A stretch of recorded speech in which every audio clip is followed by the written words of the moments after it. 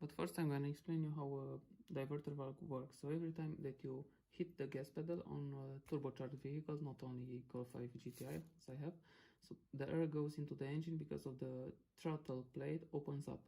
The air is compressed and forced into the engine by the turbo. So if you let off the throttle, this closes the throttle plate and the turbo continues to spin. So by continuing to spin, the turbo will have less work to do next time you need it. But the air that was compressing has to go somewhere, right?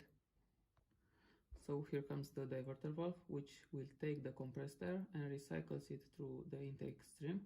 If it had not diverted the air would have caused the turbo to start spinning backwards as the air was sucked back into it.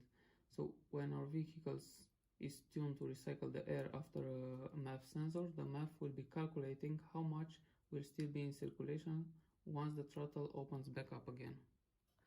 But you can choose, of course, either a diverter valve or a combination between diverter and a blow-off valve.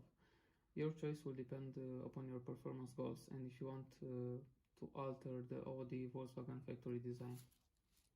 So the stock valve on my MK5 GTI regulates the turbo power. So when I'm in idle, the vacuum pressure opens the valve. The turbo boost is activated when the valve is fully closed, and lifting the throttle releases the boost pressure into the air cleaner box. If the valve is defective, for example, it has the sealing, the O-ring, the rubber grommet defective, torn apart, you'll get a loss of boost, or an extended lag or a throttle response that is pretty sluggish. These problems will go away with this installation of the aftermarket diverter valve, especially with the piston revision.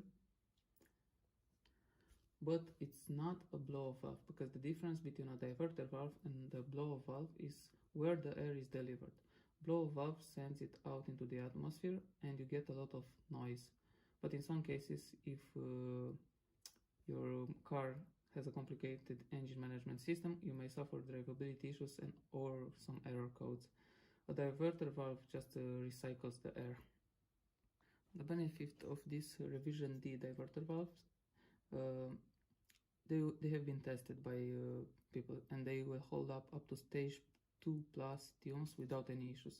If you plan on upgrading your turbo, it's recommended that you use the newer and upgraded OEM diverter valve, so your vehicle will simply run better. Or there are instances where you will need to run a blow-off valve, as a diverter valve will not hold up due to the added pressure from a big turbo. So again, you have choices. In this case, there are more, but two big choices. Either you choose an aftermarket diverter valve, either a blow-off valve. That depends on what you want.